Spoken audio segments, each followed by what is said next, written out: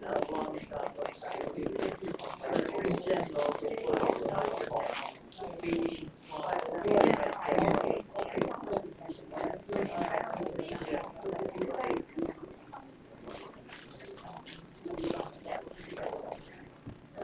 everyone. How's everybody doing on this beautiful day?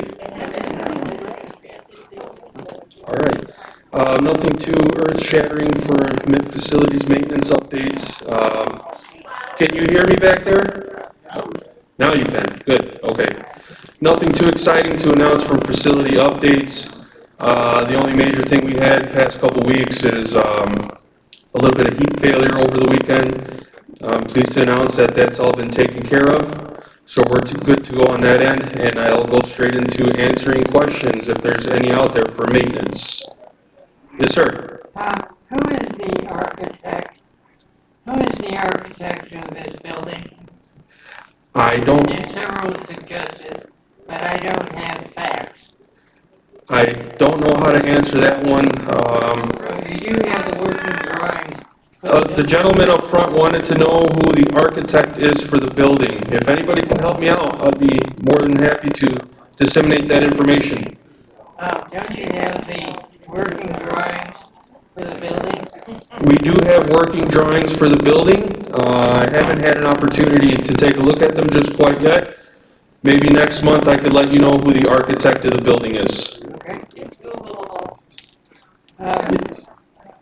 Helen John is often suggested as the architect, but I have no proof. Okay. It's not mine. Yes. I don't know you yet. What is your name? I apologize. I should introduce myself in the beginning. My name is Roger Sanchez. I'm the plant ops director here for the building. So it's really nice to meet everyone. I've met a couple of them in the past couple months, but I'm sure there's a lot more that I'm going to run into in the hallway, and I'll introduce myself when I do so. Yes. Your voicemail is still another person. When you call your phone number, your voicemail is still another person's response. Are you getting your voicemail? Because I called you the other day and I never heard from you. My voicemail has my name on it. You might be calling a different extension. Okay, what's the number then? It says for housekeeping, but there's another person. Yeah, that's housekeeping is not the extension that you want to be calling. Maintenance. Another person's voicemail. What's the number? That's a really good question. I don't know it by heart. Okay. But are you getting your voicemail? Because someone else leaves a message. It was the person before you who was in charge of maintenance. So she's wondering what my voicemail number is. I don't know it by heart, but it appears that somebody else's voice is on there. I'll double check and I will follow up and make sure that it's straightened out. Okay, thanks. You're welcome. Hi. Yeah. I'm going to take this question first. That's James Whitson probably, and that's never been taken off. And if you go to the front desk and ask to be transferred to plant operations, we should get you. That is correct. She's wondering where to call to get a hold of me, so that would be the maintenance extension. Okay. Okay, and then one other thing, I understood from you that you have now hired a housekeeper who reports to you. Could you tell us who that is? Yes, you're kind of stealing my thunder there, but I'd be more than glad to introduce you at the end of my little question and answer portion. That's okay.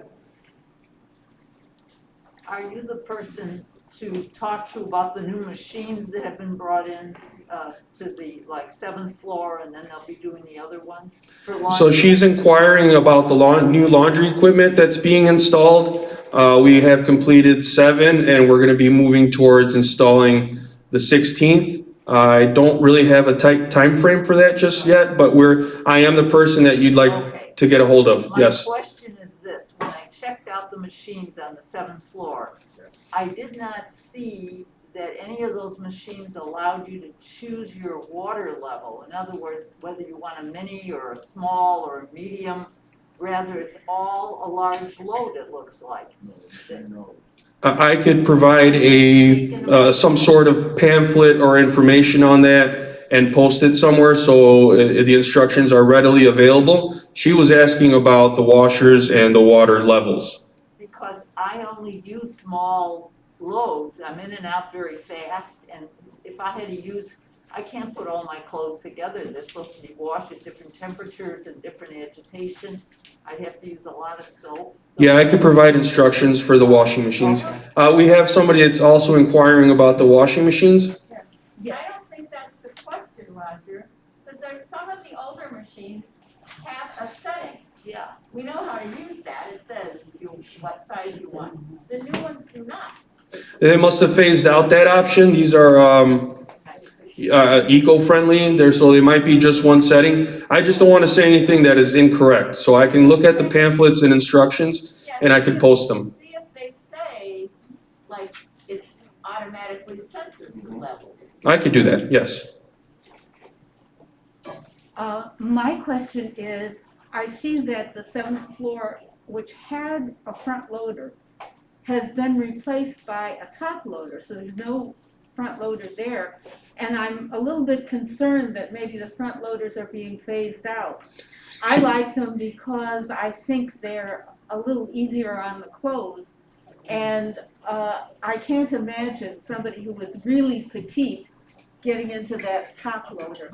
Yeah, so if anybody didn't hear, her comment is that we did not install front loaders on the 7th floor. We did take that into account, and we have ordered some to replace those, and we will be installing front loaders on every floor, just to accommodate.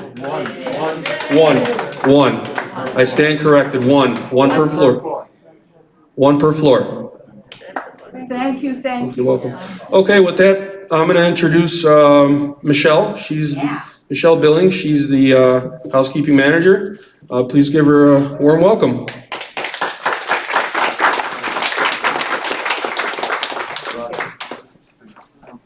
Thank you, Roger. My name is Michelle. I am the new housekeeping manager here. Oh, I can put it down a little. Yes, my name is Michelle. I'm the new housekeeping manager. So I'm live in Des Plaines, from Des Plaines. My family grew up right down the street from here. I have 5 children. We just adopted a puppy last week, and I'm really happy to be here and look forward to meeting each and every one of you. So if you have any issues with housekeeping, any questions, comments, call the front desk. They can transfer you to my line, and look forward again to meeting every one of you. Thank you.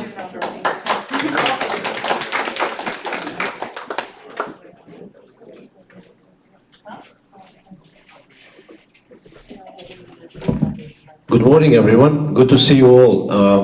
As most of you know, I'm Damir Dibra. I'm the dining room manager. I'll just give you a few feedbacks from our department. Antonio is off today. He has been taking a few days off for the past few weeks. So he's misses you. He was here last week, a few days, but he'll be back tomorrow. A few updates that I have for you. I know that a lot of you asked me about the Matzah Pole soup on Fridays. The reason we don't have it is the steamer is still in the progress of repair. So as soon as we have any updates, we will fix it and I'll keep you updated.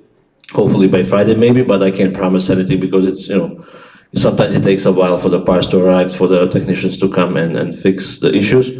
Another update that I want to give you is, I don't know, you probably noticed downstairs when you come to dine, we do have some new people, and I will name them. We have Suprema Oscar, Nafisa, Muktida, and Miguel. These are all high school students. They come and they really are doing great. This is first job for all of them, all 5 of them. It takes a lot of training, and but they're doing great, and it's good to feel that energy down there. The youth, they're running, they're asking questions. So please be patient with them. If anything happens, let me know. But they're doing great. And I will start. I see you eager to ask questions. I will go with Rona first, and then I'll get back to you. They're wonderful, they're really nice, wonderful. So Rona is complimenting all the new staff members that I just mentioned. They're wonderful. Lynn, go ahead. My one thing with the new ones, they need to be trained to, when they're going by, if you're in their station, I'll be with you in a minute. you know, so they know, you know that they recognize that you're there. There's a number of, they're nice, pleasant and all that, but you can be sitting there waiting forever because you don't know who you belong to. So Lynn has concern about the, retraining the new staff members, as sometimes she's been experienced longer waiting periods of time. That will definitely be addressed, like I said, it's I don't even mind the waiting, just let me Yes. know that I belong to you. Yes. Hello, I'll be with you in a Yes, minute. it's a work in progress, but hopefully, within another few weeks, they'll be there. Any other questions, concerns, criticism? Thank you so much, nice to see you, I'll see you later tonight again, and let me know if you need anything downstairs. Thank you so much.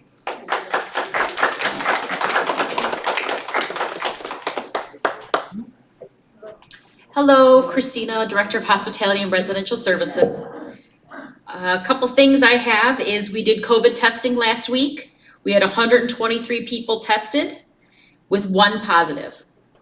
So we had really great results. Thank you to everyone who came out and were tested. We are in communication to see if we're gonna do a testing again. We're waiting to see how the state and the city and the county and everyone rolls forward with COVID mandates. So watch your watch for a memo regarding additional testing again in the future. Today we have a booster clinic. So if you did not receive a 3rd shot, so if you did not receive a booster shot and you want a booster shot, the doctor will be down in the suburbs today until about 3 o'clock, give or take. If you go down there and he's not there, we can always page him. He's somewhere visiting in the building. I'm gonna take questions at the end, okay? Let me touch on that. Dr. Iyengar is here in the building every Tuesday. Everyone should have gotten a memo with his name and contact information on it. If you are looking for a doctor that will be able to come and see you directly in your apartment, you can contact Dr. Iyengar directly and he will make an appointment for you and deal with your insurance and everything through him. I do have something exciting that's coming. Molly and I have been working on the School of Lifelong Learning, which will give monthly topics on different things that we will have each month. Here in the showroom, we'll have different groups coming in, individuals coming in and sharing some things with you. Some of the topics that we have coming up for March is knowing your resources. April is apartment safety. May, personal health. We have June, outdoor safety. July, transportation. August, brain health and wellness. September, making your wishes known. October, identity theft. And then in November, for everyone who participates in these activities or offerings, we'll have a graduation celebration for everyone. So watch for a memo that should be coming out tonight. We're trying to give you all these opportunities for education and for learning about our community around us and just making sure that you have the safety and the things that you need, the education you need for yourself. So that's all I have. I did have one question from Elise. Oh, yeah, I just wanna say about the booster, I just went and got my 3rd booster shot. The 2nd one was in August, and I talked to the doctor and I said, it's been over 6 months and almost over a year that I got vaccinated, and I'm immunocompromised, and he said, absolutely, you should get another booster. So if any of you are in that situation, you might wanna go down and ask them. They're over too. So Elise was sharing that she spoke with the doctor this morning about receiving an additional booster shot and explained her situation with being immunocompromised. Certainly, if you have questions, come down and talk to the doctor. He's very open. He'll sit and chat with you to make sure that you have the education you need around COVID and what's best for your health and safety. Clarice. Would you say something about what you do if a person does test positive? Because I think you're very on top of it, and I think it's reassuring for people to know that.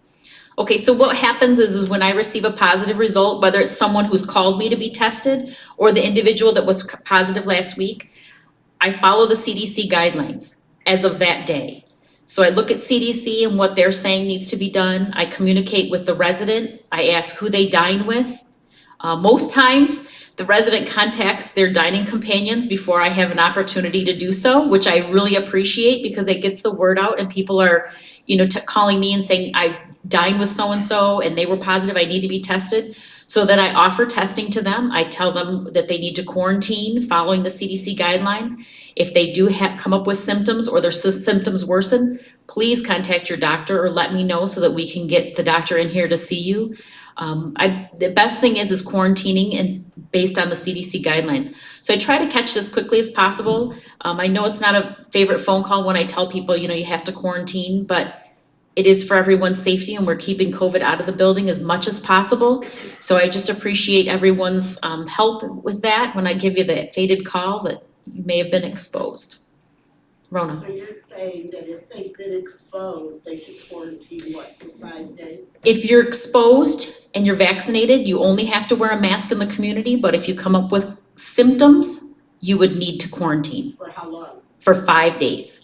Otherwise, you can just, If you've been exposed, if you have symptoms, you quarantine 5 days from the last day of symptom onset. There's a lot more details that when I call, I read you everything and I go over everything to make sure that it's understand. And I have delivered printouts so that everyone is on the same page and everybody does understand. Lynn. Okay, I don't know if this is a question for you or if I should have asked Roger about it. The change that they're doing with phones, with this 5G and stuff like that, and it's also affecting all sorts of stuff in buildings, alarms and things like that. Are we keeping an eye on that and fixing anything that might need to be fixed or updated or? So Lynn is talking about the cell phone companies that are switching from 3G, they're dropping 3G no longer, and don't ask me what 3G is, I can't tell you. All I know is that if you have an older cell phone, you won't be supported, everybody's switching to 5G. Lynn also asked about what is our building network safe? Our building internet network is safe, our connections to ADT and the fire department, all that stuff is, no changes to that. We've looked into that and everything's good there. Any other questions? So I have one for you. With regard to following the city and state's guidelines, you said you were gonna be watching, carefully to see what they are gonna do, with regard, I guess, to masking. So Barbara's question is regarding what the city and the state mandates are gonna do going forward. I mean, I'm sure you guys have all heard that they're talking about not masking in restaurants. There's all kinds of speculation on things. We're watching that very closely to see what their recommendations will be, whether or not what we're going to do. I can't tell you what they're going to do to tell you what we're gonna do, but we're watching it closely and we'll follow what the recommendations are, for sure. So here's what we've been talking about in our HMS committee. And that is that we are a population of special needs, 65 and plus, and that means our immune systems are not as strong once you get to be 65. And then the other thing is that a lot of us, especially me, we have these autoimmune conditions that suppress our immune system, so I have two things working against me with regard to being more at risk for getting the coronavirus. So following what the city and the state does, sounds like to me we need to add in a filter that allows us to look at our captive audience. Absolutely. Here as well. So we're gonna look at what the city and the state and the county are doing, add it into that, assisted living, independent living, and the guidelines from senior lifestyle. If we're not just taking what the city says and running with it. We know we have a different population than is out in our general community. So we're taking all of that into consideration. I just can't tell you what any of that's going to be at this point. Elise. But you are aware that Pritzker is expiring the mask mandate as of February 28th for indoor vaccination. Yeah, we are watching that, yeah. Because California did the same thing. Yeah. people can Rona?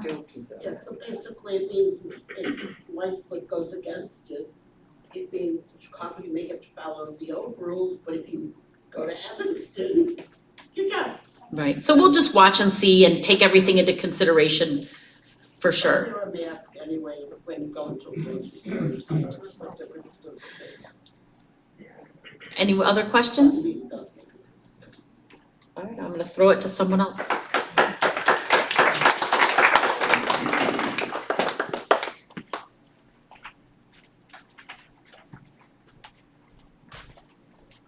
Hi everyone, I'm Donna Pennycamp. I'm the business office manager. Welcome. Things have been pretty status quo in the business office with the exception of, we do have a new hire at the front desk. Her name is Gabi. I don't know how many of you have met her. Wonderful addition. She's working the 3 to 11 during the week and on the weekends, 7 a.m. to 3 p.m. So please welcome her when you see her. We are recruiting for additional staff members at the front desk, so you may see some new faces in the near future. That's about all I have. Any questions?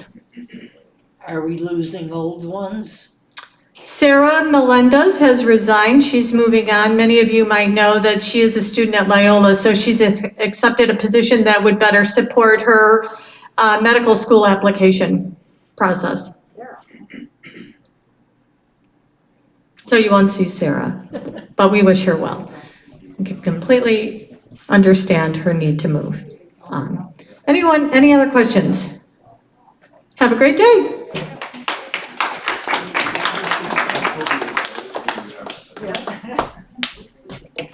Hi, everyone. I'm Kristen Milton, the Director of Sales and Marketing at The Breakers. I am happy to report this month in February, you have among you 6 new residents who have chosen to move to The Breakers this year. And already in March, we have 5 people who are packing up their boxes at home right now and coming our way in March, and there will be many, many more. You've probably seen Dave and Eric on many, many tours with people because we have had lots. So we really appreciate so many of you have taken the time to talk to these guests who are looking at The Breakers, and we always appreciate that. It's really wonderful for them to meet residents. So that's it, unless anybody has a question for me. Thank you.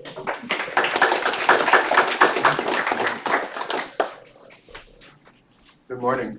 I'll try not to ruin this because it seems that this will be the fastest and the shortest resident meeting I've attended. So I'll try not to ruin this and we'll stay on the same page. I just want to touch on a lot of things that I was told not to get too close, but I want to touch on a lot of things they do. You may not see me, I may not be here. I just try to stay abreast of what's going on. They fill me in, we collaborate, or I provide guidance and direction and they run with it. That's it. They're great folks. They know what to do. Christina's done a great job, Molly. So we kind of work together and then I pull out and leave them alone and let them do their job. So I have to say, I'm really proud of the results of the testing. When you look around at what's going on, 123 tests, 1 positive, the quarantine process we've put into place, the communication, it's working. It's working. Someone on this side of the room said something and it was probably the best thing I heard. Well, I'll just wear my mask. Guess what? That's probably the smartest choice for you.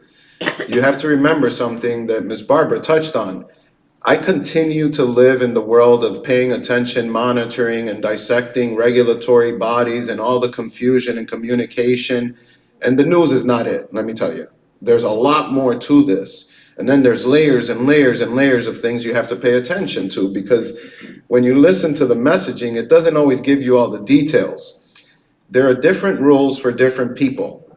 There are different rules for congregate living. There are different rules for healthcare facilities. We're not a healthcare facility. We're not a licensed assisted living. We're not a skilled community, but we are a senior living community that services seniors 62 and older.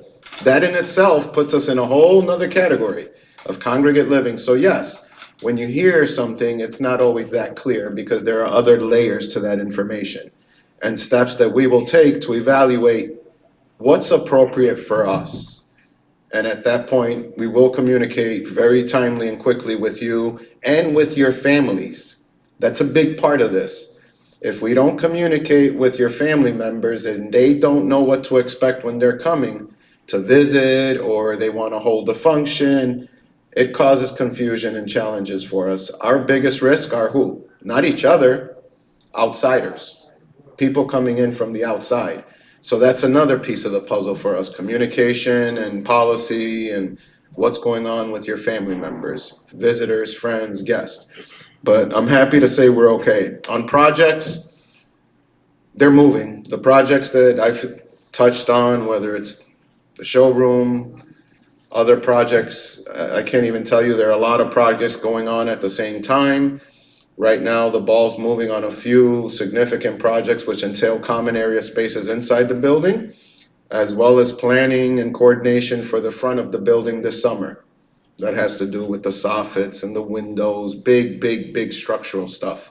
That's being coordinated for the summer. The other one is that it just started, and I think it was Dick Whitaker and Clarice sent me an email. I get so many emails about this topic that I don't want to beat it in here. I'm not going to. And that's the elevators. I said this when I first got here. I said, if I even do a little bit with those elevators, I'll still do more than's been done in a long time, because it's not an easy undertaking. That's been a headache for a lot of people. And I said, I'm just going to figure out how to look at the brains, efficiencies, other options. We all talked about it because adding elevators wasn't really financially feasible. So we have started the dialogue. We've had some conversations with ownership from Suburban Elevator. I actually sent Clarice an email about their certificates. I finally had someone from the city call me back. I couldn't believe it, that someone from the city actually called me back. I really thought it was a prank phone call. So we talked, really nice guy, but he reassured me that I should see the certificates in a couple of weeks. I said, okay. So they're like everybody else. Everybody's shorthanded, overworked, and in the same position everybody else is. But he did reassure me that we should see our elevator certificates in a couple of weeks. And I know that was a concern for a lot of people. I don't want to jinx it, but even in the email, we joked that, knock on wood, they haven't been breaking down too much lately, because when one of them goes down, it causes major issues. So we've been fortunate. We continue to work with them. At some point, when I think the time is right, we will be going back to this elevator committee. I lost track of who's on that committee, and I get emails from Mr. Whitaker and other people. I have a lot of things going on around that. When I think the time is right, we're going to go back to that committee, share what we've come up with, share where we are, what we think is the wisest approach and what money allows, and just kind of work our way through that conversation with the committee members. So we'll give you that information. Let me see. I have a lot of notes here. The other facet of something that I want to touch on, that I have to thank Molly, Christina, everyone, because it's going to take everyone pitching in, Dr. Iyengar, Roger. Nothing happens alone. We are all a team here. There were a lot of questions and requests that started this initiative, and they were around education. I didn't care if it was about fire extinguishers, whether it was about our disaster preparedness, if it was about this. What I realized was that there was a need or a request for education and information. The last thing I wanted to do was tell you, oh yeah, let me show you the book. It's a 3-inch binder that's red, that's this fat, and it's not that exciting to go through, but it gives you everything to do in a tornado, a fire, all that. It's not that exciting. It would have actually caused more trouble than good because it's too much information. So what we've done now is we've dissected it into topics, and that's where Christina's worked really hard with Molly and getting the right people involved. Roger, he's in that area of making sure the fire extinguishers are checked, the boiler works. So Roger is gonna, with me, work together on the disaster preparedness part, and he's gonna share. Okay, what's our fire procedures? What's our tornado drill? What do we do if there's a power outage? You're not really gonna do much. You're not gonna do anything, actually. We have to do it. But you should know, what do we do? What's our process? And I'll share just enough of what's pertinent for you to just understand and feel comfortable that we have a clue.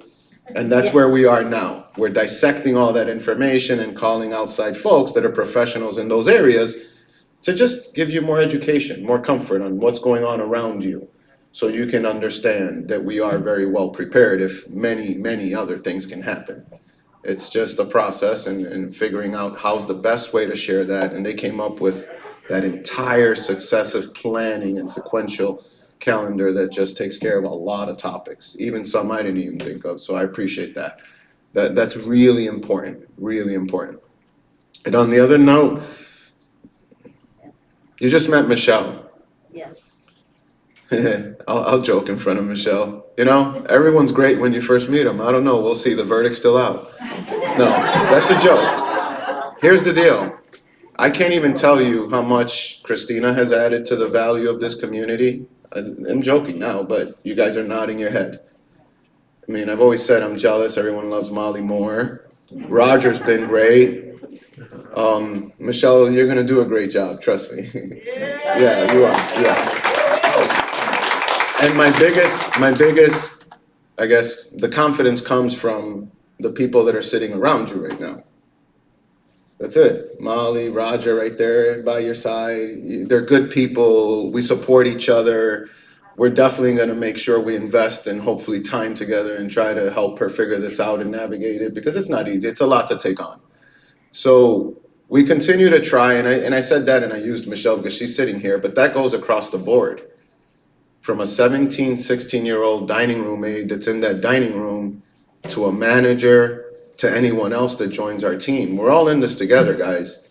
We gotta treat them with respect, be supportive, be patient, and they'll figure it out. They'll figure it out. If they enjoy being here, they'll figure it out and they'll do really well and hang around for a little while, as long as I'm here at least. But so we definitely are in this together with this recruitment effort. It's really hard and you hear it on the news. And then on top of it, because of what we do, it's even harder to find people because it takes a certain kind of person. So we go through a lot to find these folks, to offer someone an opportunity, but all of us together got to try to make sure we keep them here, we treat them well, and they enjoy being here. But Michelle, when it comes to you, this is everyone in this room, I mean, including the residents. It won't be perfect. We'll yell at you a couple of times here or there, but at the end of the day, I mean it. We have your best interest at heart, and you're supported by everyone here. You know, it's not perfect, okay? So give her a chance, call her, and give her a chance, okay? Housekeeping's a tough department. I remember pitching in or helping out here and there, and I got yelled at a lot. It's okay. It's a lot. It's 400 apartments. She has a lot of employees. It's a lot of moving parts. So for her being new, I just ask for your patience on that front of housekeeping, okay? But on that, I don't know, questions, anything I can share with you before I run over and extend the meeting too long? Yes, ma'am. Like other buildings, could we please have some pretty flowers in the center round thing? The question was, like other buildings, could we please have pretty flowers in the center round table in the atrium? She wants the driveway. The roundabout. In the driveway? Absolutely, that's part of our contract, that's part of our planting process, but any of you that have been in Chicago a while, we have a ways to go. Anyone else? Weather-wise, of course, and even when you do wait till that Mother's Day or April, I don't know what it is, and sometimes even that doesn't work. So we have to time that very, very appropriately with the weather challenges here. Yes? On this question of changes in the COVID mitigations, I hope I'm wrong, but I think it's probably, whatever you guys decide is the best thing, it's probably gonna be contentious. Because some people wanna be more cautious and some people are like, my God, I can't wear this mask anymore. So I'm hoping that you can find a way, and I wish I knew what it was, to put out some really clear communication about like, why did we decide this was the best thing to do? We get is sort of like the dining room one. I mean, I understand why you have to have all the legal part, but it's gotta have something at the beginning that's more user friendly to say, okay, this is what we're doing. She's asking for clear communication around the COVID mitigations based on who we are and what our decisions are. You're going to get the communication, and she touched on also that regardless of what our decision is, you're always gonna have the challenges of both sides. I haven't met a person yet, a politician or a government official, that regardless of what side of the aisle they sit on, they've won over the other side. So regardless of what we decide, I will have critics, and I'll be truthful with you. I've had some of your family members, sons, and others call me, and it hasn't been a pretty phone call. I've been insulted, I've been cursed at, I'm just trying to take what's provided and the guidelines that are given to us by local, state, federal, regulatory bodies and make them work for us. But people get into the personal feelings about vaccines and the government controls. I just listen. That's it. But I can tell you this, and you hear it, you see it every day, that every single person that works here, and myself, all we care about is one thing, and that's keeping the place clean and safe from COVID, and hopefully taking all the appropriate steps while walking that middle line that continue to keep us safe. Because at no point are any of the decisions that we make 100% either side. The dining room decision, that was kind of the city kind of component came into play with that. And there are pieces, again, I'll say it at the beginning, I said it at the beginning, congregate living, 62 and over, senior living. So even when you hear that this has changed over here, we kind of have other things to consider. So we'll try to communicate as much as we can, as clear as we can, and leave out maybe some of the details. And if you have questions, talk to Christina. She's definitely an expert in this area. She does a lot around the testing and the vaccine. She's definitely a COVID professional now. She's paid more attention to COVID than anything else. So yes, ma'am. I understand that lady's concern, and I also understand Barbara's concern.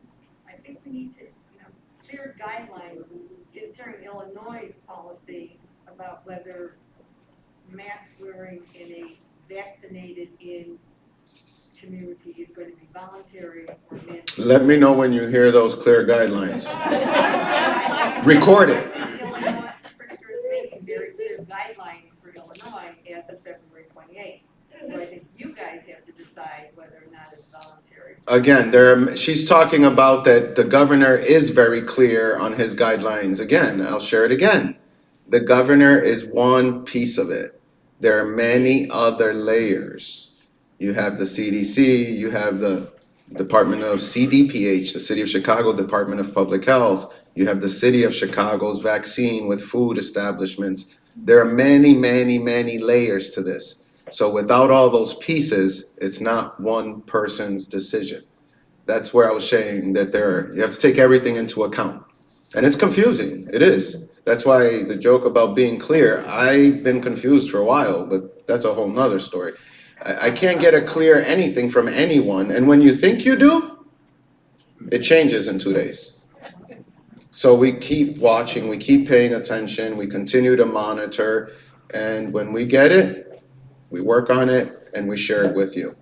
And again, don't be surprised if it's different than what you hear. Just ask, we'll try to explain it and go over the other pieces of information. Yes, ma'am. Well, I think a better way of wording that is you have to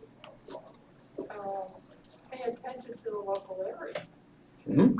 And Chicago does have at this point, a little higher COVID rate than the average of Illinois.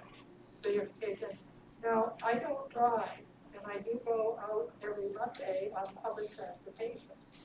So I'm gonna wear a mask and also wash my hands. She just feels that from what she's seeing, that the city of Chicago's rates of positive, cases are a little higher, so. Yeah, but it's, when you lose the mandate, it's, you can still wear it, there's no law against wearing it. But I would tend to wear it, especially on Mondays when I'm out on public transportation. But I could, and I kind of think inside, it's still going to be good maybe to, 1 or 2 weeks into March, but you have to pay attention to the fall. Her feelings are that public transportation, and for her personally, she's gonna keep wearing a mask, and that's wise. Again, here's the great part about this country, you can do whatever you want, choice.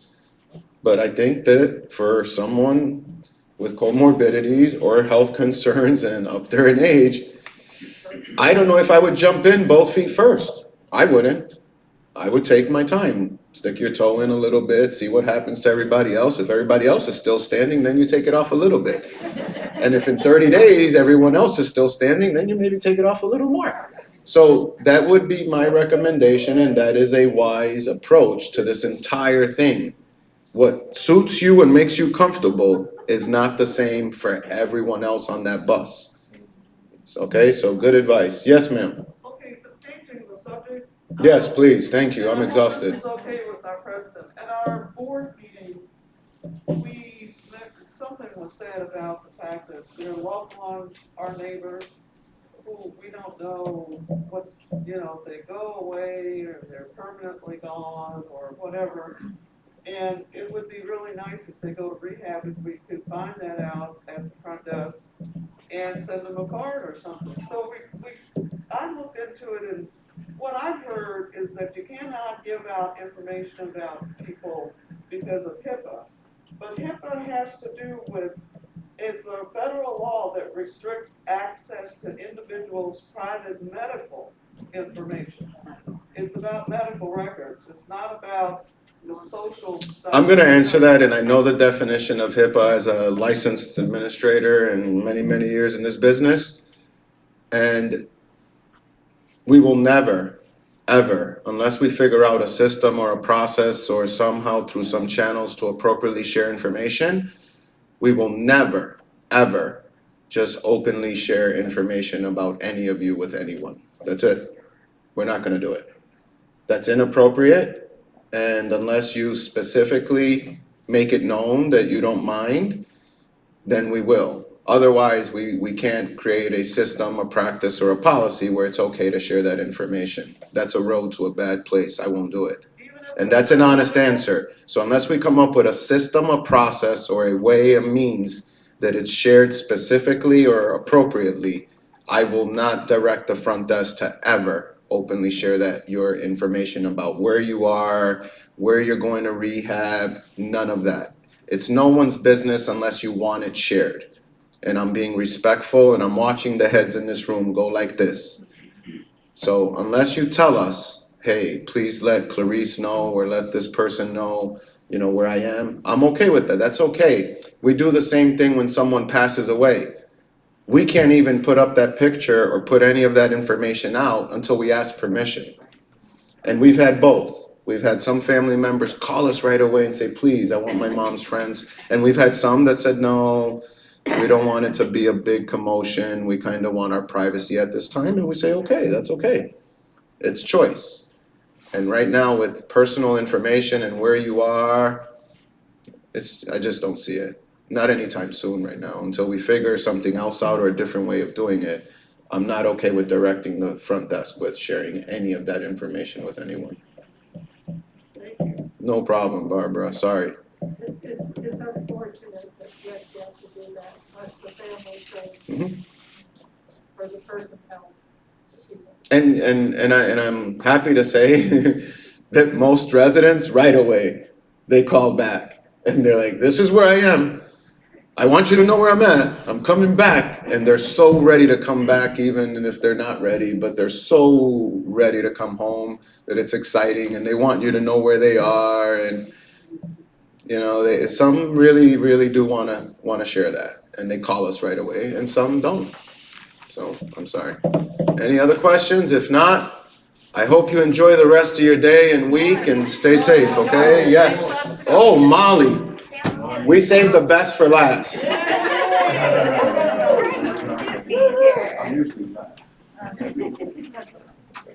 Hello, everyone. My name is Molly Nordenberg. I'm the Director of Resident Programming. Didn't get skipped today. So, some upcoming events that we have on this Saturday, we have our Girl Scout troop coming in to sell Girl Scout cookies. They are the same high schoolers that have been coming in for a couple years now, so they are fully vaccinated and will be in our lobby on Saturday. On Tuesday is already March 1st. We're having a Mardi Gras happy hour in the dining room from 7:30 to 9 next week. We have a wonderful band. We have punchkis or patchkis, however you're supposed to say it. Thank you. I pronounce it wrong every time. But we will have a fun evening next Tuesday for Mardi Gras. On the 5th, which is a Saturday, we have our Irish dancers coming into our community, so they'll be here performing. Just a couple other things. We have a St. Patrick's Day happy hour. On Thursday, the 24th, we have a resident in the building. On the 17th is St. Patrick's Day, but then on Thursday, the 24th, we have a resident who recently moved in. His name is Martin Deppy. He's going to give a presentation about the book that he wrote. You'll read about it a little bit more in the newsletter when that comes out next week. Our upcoming trips, next Wednesday, we're going to the Chicago Cultural Center, and then separately going out to the Bagel Deli. On the 9th, which is another Wednesday, we're going out to Lady Gregory's. It's a restaurant just up here in Andersonville. And then on the 16th, the Chinese American Museum. On the 23rd, we're going to the Lyric Opera. And for those of you that signed up for the opera, you already know, but they now require you to have your booster shot to be able to attend the performance. And then at the end of the month, we're going to the Swedish American Museum on the 30th, and then also the Kit Kat Lounge.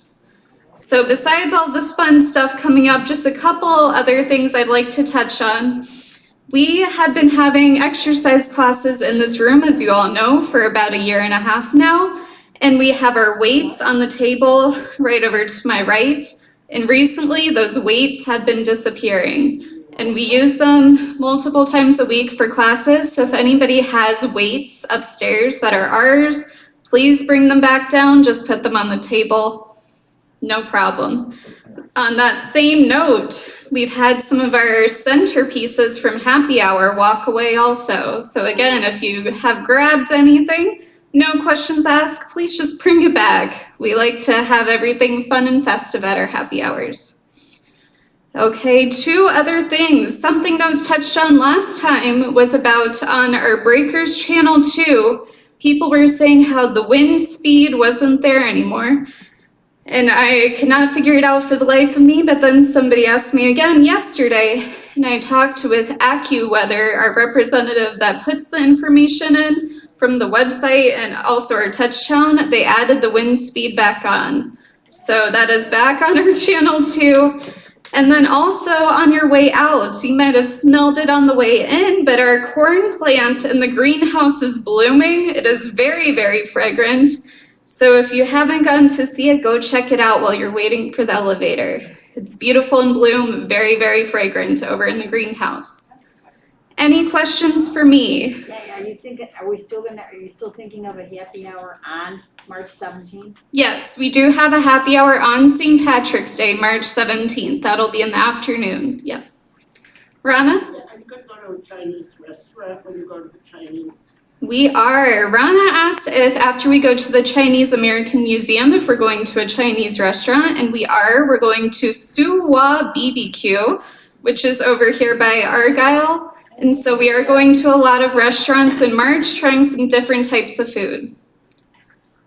Okay, any other questions about programming, transportation? No? Well, thank you all. Have a good rest of your day.